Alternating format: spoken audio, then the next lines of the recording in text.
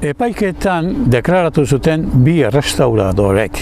Ziotenez, 2008an hasi ziren garbitzen 20 kaxa Iruña Beliatik ekarriak. Eta bigarren kaxa garbitzean topatu zuten grafito bat irudi batekin, usua eta galburua. Arduradunei erakutsi eta arduradunek agindu zieten bertan bera uzteko garbiketa. Arduradun nagusia zen Lorena López de la Calle. Kontua da, Ilso Gil eta Idoia Filioien enpresak ere beste grafito bat aurkitu zuela usua eta galburuarekin. Eta diputazioak faltsutzat jo zuela. Horra zer duen simbolo jendiak. Behin eta berriro agertu ohi dela. Kasu honetan, usua eta galburuak dira kristau simboloak.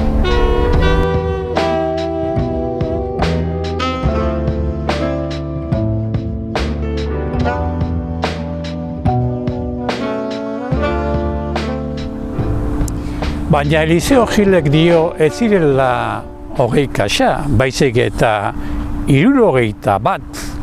Eta frogatu dezake zergatik ere erregistroko agiria baitauka zigiluz jota eta guzti. Beraz, Lorenak esfumatu egin zituen 51 kaxa.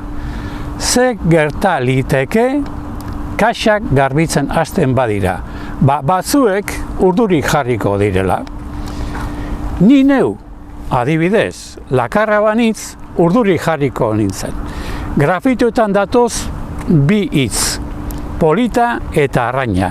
Eta lakarra dio euskerak etzuela bukaerako a hori, artikulua edo dena delakoa den a hori. Beraz, berriro a hori agertzen bada, zer lakarra jauna.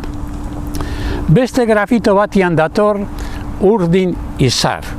Lakarrarentzat faltsua. Zergatik? Todo hablante nativo vasco sabe que urdin no equivale a azul. Baina egia ere bada, todo hablante nativo vasco sabe que urdin es azul. Adibidez, y nada más que azul. Adibidez, gerriko urdina frontoian. Eta zein da grafito horren testu ingurua? Goiko zerua ala kristautasuna. Urdin eta izar hitzen artean dator X bat.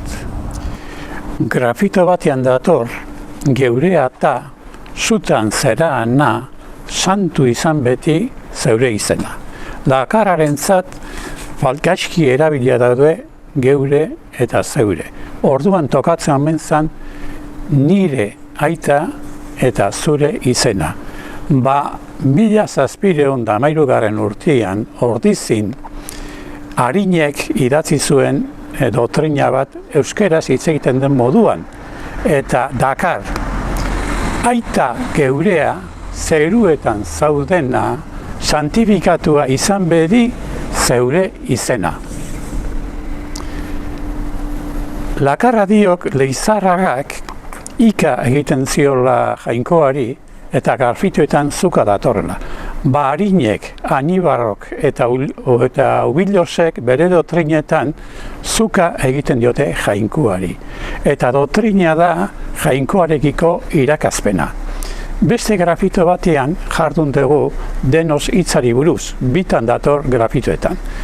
Hirugarren aldiz agertzen bada, erremate izango litzake lakarrarentzat.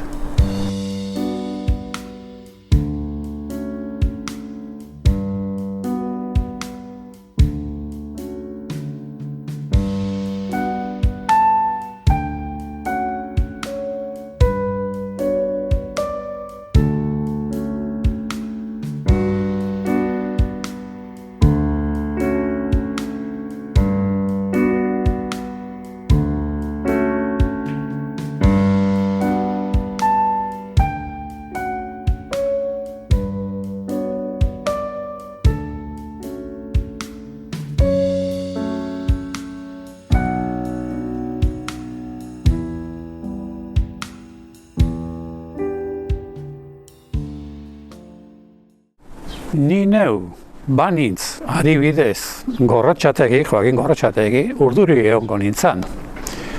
Gorrotxategik dio, en la antigüedad nunca jamás existió la letra J.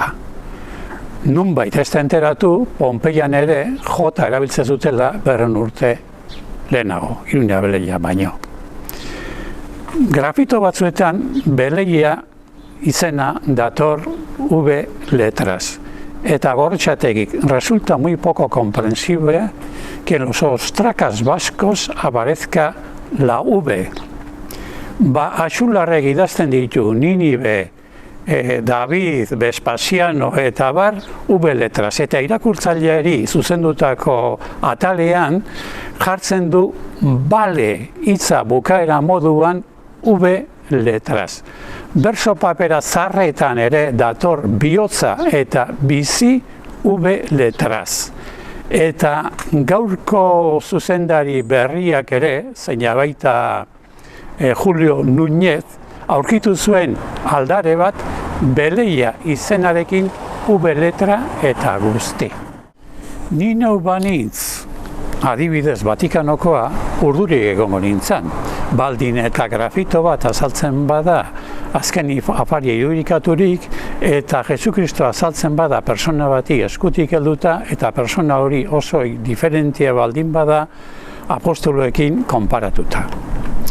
Ni neu banintz, adibidez Julio Núñez, urduri egongo nintzen, Núñezek dio, grafitoko irudi gehienak asko faltsua direla. Zergatik, emakume batek eskotea nabarmena duelako, beste batek bularrak handiegia dituelako, beste batek gona motxa eta iztarrak agerian, soldadu bat ezkarra delako, eta bar.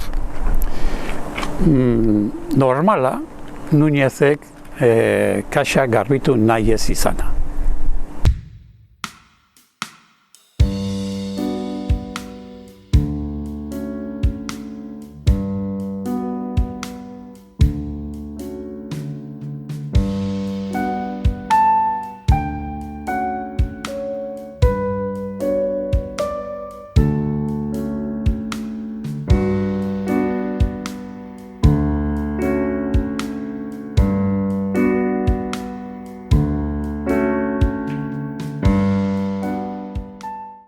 Ni neu banintz, adibidez, Navarro peritua urduri egongo nintzan. Navarrok deklaratu ditu faltsuak 38 grafito, eta oinarritu da metalen analizian. Baina grafito askori pusketa bat falta zaie, orduan irudia osatu gabe gelditu da. Zati hori agertuko balitz, eta irudia osatuta, orduan porrot egingo luke Navarroren metalen analiziak. Ni neu banintz adibidez epailea urduri egongo nintzen. Epaileak deklaratu ditu faltsuak 36 grafito. Eta oinarritu da Navarroren metaleen analizian. Eta Navarroren metalen analizia porrot egiten badu, porrot egiten du sententziaren argudio nagusia. Eta orduan, defensak halko zukeen eskatu epaiketa errepikatzea. Eta galdera litzake, epailea berak eskatu baldin bazio Navarro hori bere txostena egitea, zergatik ez du eskatu kaxa garbitzea. Restauradorek deklaratu baitzuten epaiketa bertan, kaxa horiek bazirela diputazioan. Ni neu banintz, adibidez, egungo kultura arduraduna, Ana del Val alegia, urduri egongo nintzen. Demagun, batzar nagusietan baten batek galdera egiten duela. Noiz arte iraungo dute garbitu gabe, erregistroan azaltzen dien 71 kaxa horiek. Kaxa garbitzen hasten badira, ziur aski pikutara joango dira hainbat autoritateren dogmak. Ez harritu beraz, isiltasun paktu bat badago. Entzun bestela zer zioen EA alderdiak. La sentencia de Iruña Beleia avala la gestión del Departamento de Cultura liderada por Eusko Alkartasuna. Lorena López de la Calle zan liderra, alegia berrogeita bat kaxa esfumatu zuen persona berbera eta garbiketa lanak bertan bera utzi zituena. Eak hori esan eta gainerako alderdi guztiak iso. Badago o ez dago omerta geure familiaren barruan.